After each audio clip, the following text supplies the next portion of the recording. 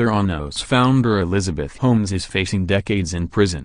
Theranos founder Elizabeth Holmes, who has been accused of defrauding investors, doctors, and patients while hawking faulty blood testing technology with her medical startup, was indicted on criminal charges of wire fraud by a judge on Friday, along with the company's former president, Ramesh Balwani.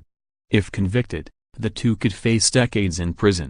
The indictment is a remarkable epilogue to the story of Theranos, which was once valued at nearly $10 billion, before a series of reports by journalist John Carreyrou exposed the company's supposedly revolutionary blood testing technology as an elaborate fraud, ultimately resulting in numerous federal investigations and plunging Theranos into bankruptcy. On Friday, Holmes and Balwani were accused by prosecutors of 9 counts of wire fraud and 2 counts of conspiracy to commit wire fraud, lying to patients and doctors and defrauding investors out of $100 million. The 2 defendants pleaded not guilty.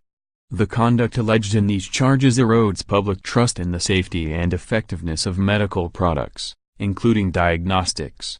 The FDA would like to extend our thanks to our federal law enforcement partners for sending a strong message to Theranos executives and others that these types of actions will not be tolerated, Catherine Hermson, acting director of the FDA Office of Criminal Investigations, said on Friday in a statement released by the Department of Justice.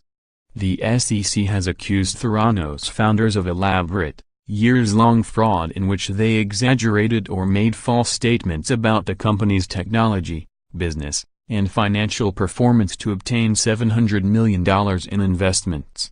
Holmes and Theranos settled with the SEC, and Holmes was barred for 10 years from serving as an officer of a public company, and obligated to pay a $500,000 fine.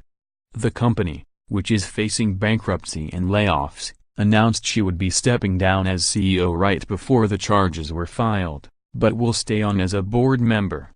Balwani and the SEC will face each other in court. Follow to get the latest news and analysis about the players in your inbox.